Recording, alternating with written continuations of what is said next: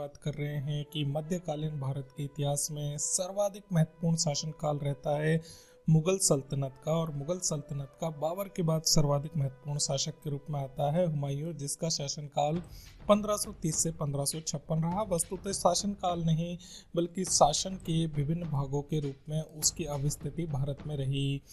प्रारंभ में हम इसकी शुरुआत करते हैं कि हुमायूं का प्रारंभिक जीवन एवं प्रारंभिक जीवन में किस तरह की कठिनाइयां रही। इससे हम वीडियो लेक्चर की शुरुआत कर रहे हैं। आइए देखते हैं। इस वीडियो लेक्चर के तहत हम निम्नलिखित विषयों के बारे में विस्तृत परिचर्चा करेंगे, जिसके तहत हम ये देखने का प्रयास करेंगे कि बाबर से विरासत में क्या क्या चीज़ें हुमायूं को मिली।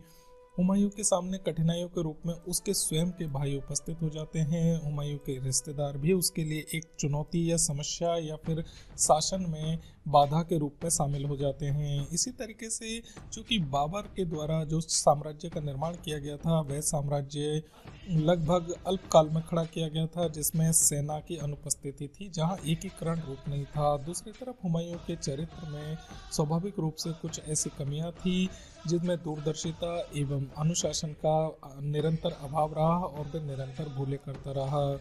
हुमायूं के द्वारा साम्राज्य का विभाजन अपने भाइयों में किया जाना भी एक असफलता का कारण रहा, और अंतिम असफलता थी उसकी अफगानों के रूप में उसको चुनौती के रूप में मिली, जो उसके लिए एक कठिनाई बनी। इस तरीके से हम इस वीडियो लेक्चर में हुमायूं के जन्म से लेकर उसके प्रारंभिक जीवन में किस तरह की ऐसी कठिनाइयाँ थी जिनके लिए खुद वह जिम्मेदार था, और खुद ऐसी कुछ परिस्थितियाँ ऐसी थी जो उसे परिस्थितियों के कारण मिली, और कुछ कठिनाइयाँ ऐसी थी जो उसे विरासत में मिली। आइए एक एक करके हम विभिन्न विषयों के बारे में परिचर्चा करते हैं। हुमायूं, जिसका शासन में रहने का काल 1530 से 1556 रहा। हुमायूं का जन्म वस्तुतः 17 मार्च 1508 में काबुल में हुआ था। उसके पिता बाबर थे और उसकी मां का नाम महाम बेगम था। उसके भाइयों में 3 भाई थे, कामरान, अस्करी, हिंदाल। हुमायूं का राज्याभिषेक 30 दिसंबर 1530 में आगरा में हुआ, और हुमायूं की मृत्यु 1556 में दिल्ली में दीन पनाह पुस्तकालय की सीढ़ियों से गिरते हुए लुढ़क कर हुई, और हुमायूं का मकबरा दिल्ली में बना हुआ है। आइए हुमायूं के जीवन के बारे में सामान्य परिचर्चा के बाद अब हम शुरुआत से शुरू करते हैं।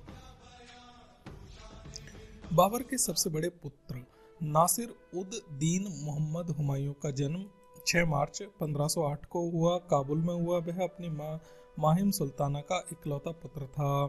उसका छोटा भाई कामरान व अस्करी का जन्म बाबर की एक और पत्नी गुलरुख बेगम से हुआ था, जबकि हिंडाल सबसे छोटी लड़की दिलदार बेगम के बेटे थे। हुमायूं को उचित शिक्षा दी गई और उसके प्रवेश से ही पहले लड़ाई और प्रशासन का अनुभव था। हुमायूं ने पानीपत और खानवा की लड़ाई में भाग लिया था, और अपने पिता के जीवन काल में उसे हिसार, फिरोजा, बदश्ता, संभल के प्रशासन की देखभाल की जिम्मेदारी मिली थी। इस आधार पर हम कह सकते हैं कि हुमायूं के पास शिक्षा भी उचित थी, और साथ ही प्रशासन से लेकर युद्ध से संबंधित विषयों की उसे बाबर ने कुछ मात्रा में या कुछ हद तक ठीक ठाक शिक्षा देने का प्रयास किया था। बाबर ने अपनी मृत्यु से पहले ही हुमायूं को अपना उत्तराधिकार नामित कर दिया था। हुमायूं की क्षमताओं पर संदेह करने वाले वजीर निजामुद्दीन ने बाबर के साले मेहंदी ख्वाजा को गद्दी पर बैठाने की एक असफल कोशिश अवश्य की थी, लेकिन बाद में अपनी योजना की निरर्थकता का एहसास करते हुए उन्होंने इसे त्याग दिया और हुमायूं के कारण का समर्थन किया। इसीलिए 30 दिसंबर 1530 को बाबर की मृत्यु के 4 दिन बाद बिना किसी प्रतियोगिता के हुमायूं भारत की सत्ता में भारत के शासन पर एक बादशाह के रूप में बैठा। लेकिन इसकी बादशाहत में उसे जन्म से ही कुछ विरासत से ही कुछ कठिनाइयों का सामना करना पड़ा, और साथ ही कुछ ऐसी परिस्थितियां थी जो उसके कारण और कठिन हो गई, एवं तात्कालिक परिस्थितियों ने भी उसके लिए मुश्किल कर दिया शासन को। आइए हुमायूं के जीवन की प्रारंभिक कठिनाइयों के बारे में परिचर्चा करें। हुमायूं को सिंहासन पर अपने अधिकार से कई कठिनाइयों का सामना करना पड़ा। उसका चरित्र, उसके भाइयों, रिश्तेदार और बाबर की विरासत ने मिलकर अनेक समस्याएं पैदा कर दी, लेकिन उनमें के सबसे बड़े दुश्मन फिर से अफगान थे, जो मुगलों से दिल्ली की सल्तनत को पुनः प्राप्त करना चाहते थे, जिनसे बाबर ने दिल्ली की सल्तनत को छीना था। बाबर से विरासत में प्राप्त कुछ कठिनाइयों के तहत बाबर को भारत से अपनी विजय प्राप्त करने के लिए समय नहीं मिल सका और उसने अपने रईस या अमीरों या सैनिकों के बीच में बड़े पैमाने पर धन और खजाने का वितरण किया, जिसने साम्राज्य के लिए वित्तीय कठिनाइयों का सामना किया। अर्थात खजाना खाली हो चुका था और साम्राज्य की जिम्मेदारियां बहुत अधिक थी। इसीलिए हुमायूं को अपने पिता से एक अस्थिर और लगभग दिवालिया साम्राज्य ही मिला था, जिसकी जिम्मेदारी उसे निभानी थी। इसके अलावा अपने भाइयों के साथ उसका अच्छा व्यवहार करने के लिए बाबर ने निरंतर सलाह दी और एक आज्ञाकारी बेटे हुमायूं के लिए भी निश्चित रूप से यही बात समस्याओं की जड़ बनती चली गई। दूसरी समस्या भी उसे लगभग विरासत में ही मिली थी। हुमायूं के 3 भाई थे, अस्करी, हिंदाल और कामरान। ये तीनों भाई न केवल असमर्थ थे बल्कि अपने बड़े भाई के लिए भी वे निरंतर समस्याएं पैदा करते। जब मुगल साम्राज्य को भाइयों के सहयोग की आवश्यकता थी तो इस तरह मुगल सेवर में एकता हुई तो हुमायूं के भाइयों ने ही अपने स्वार्थ से और महत्वाकांक्षाओं पर जोर देकर संसाधनों का विभाजन कर दिया। जबकि हुमायूं को अपने भाइयों की जरूरत या मदद थी तो उसके प्रति उदासीन हो गए और उसके खिलाफ निरंतर विद्रोह का मानक या मुद्रा में खड़े रहे। इस प्रकार उसके प्रत्येक भाई ने एक दूसरे से इस तरीके से समस्याएं खड़ी कर दी जो हुमायूं के लिए निरंतर एक तरीके से दुश्मन की तरह साबित हुए। हुमायूं की तीसरी समस्या भी लगभग उसे विरासत में ही प्राप्त हुई थी। हुमायूं के रिश्तेदार।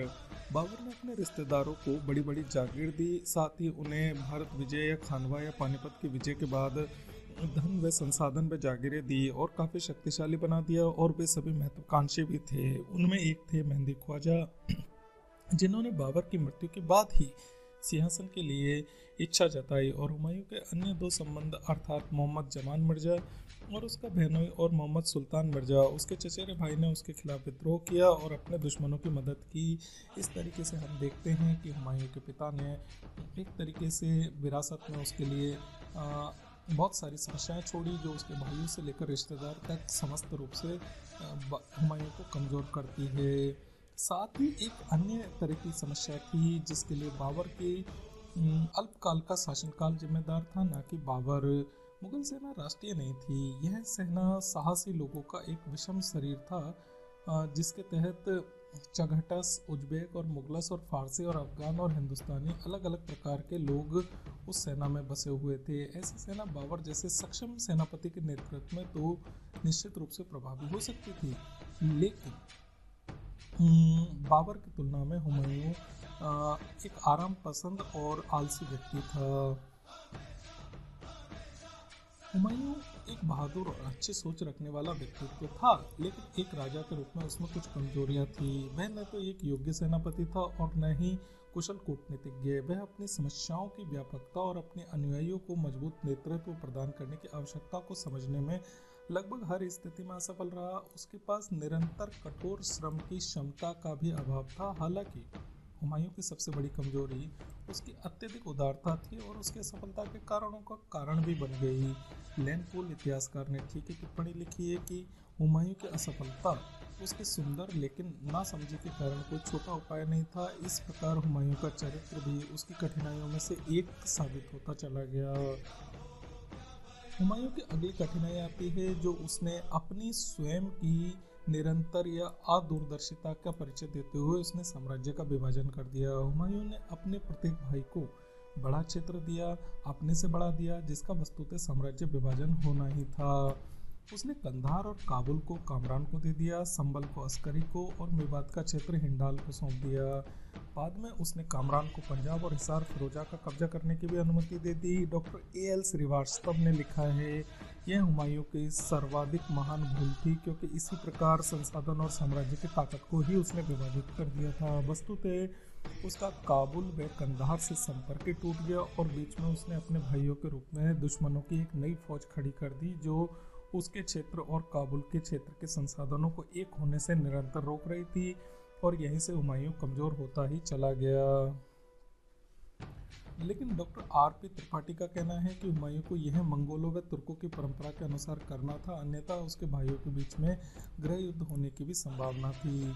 हालांकि जो भी कारण हो सकता है, यह हुमायूं की ओर से गलती थी। विशेष रूप से कामरान को अपने साम्राज्य का उत्तर पश्चिमी हिस्सा देना उसकी नासमझी थी, और क्योंकि यह मुगल सेना के लिए सैनिकों की सबसे अच्छी भर्ती की भूमि थी। हालांकि हुमायूं के सबसे बुरे दुश्मन या सबसे बड़ी भूमिका में अफगान थे, जो उसके लिए चुनौतियों, कठिनाइयों एवं उसके शासन को ही जड़ से उखाड़ फेंकने के लिए तत्पर थे। वे कुछ साल पहले ही दिल्ली के स्वामी थे और उन्होंने इस प्रकार फिर से कब्जा करने की महत्वाकांक्षा अभी भी नहीं छोड़ी थी। महमूद लोदी बिहार लौट आया था और बंगाल के नुसरत शाह से दिल्ली पर कब्जा करने की नई कोशिश करने के लिए सक्रिय समर्थन प्राप्त कर रहा था। गुजरात का शासक बहादुर शाह भी एक अफगान था। वह युवा भी था और बहुत अधिक महत्वाकांक्षी, साथ ही कूटनीतिज्ञता से भरा हुआ था, जबकि ये कूटनीति हुमायूं में बिल्कुल भी नहीं थी। उसने मालवा पर विजय प्राप्त की और राजस्थान पर, विशेषकर मेवाड़ पर अपना दबाव बढ़ाकर रखा। कई भगोड़े अफगान रईसों को बहादुर शाह ने अपने यहाँ आश्रय देकर निश्चित रूप से हुमायूं की समस्याएं पैदा कर दी। हालांकि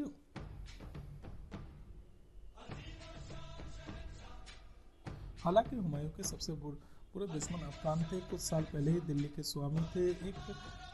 एक अन्य अफगान प्रमुख थे शेर खान। मुगलों के खिलाफ अफगानों को संगठित करने की कोशिश कर रहा था और वह उस समय हुमायूं का बहुत बड़ा प्रतिद्वंदी था, लेकिन बाद में उसने स्वयं को हुमायूं के सबसे बड़े मजबूत दुश्मन के रूप में साबित कर दिया। आखिरकार हुमायूं को भारत से बाहर निकालने में शेर शाह सफल रहा।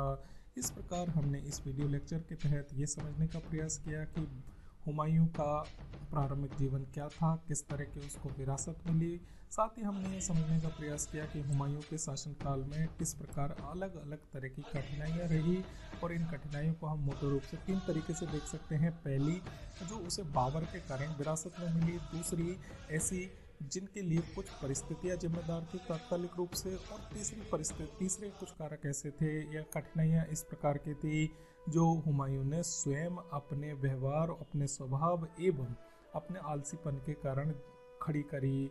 आइए अगले वीडियो लेक्चर में इसके अगले भागों को देखेंगे। Thank you.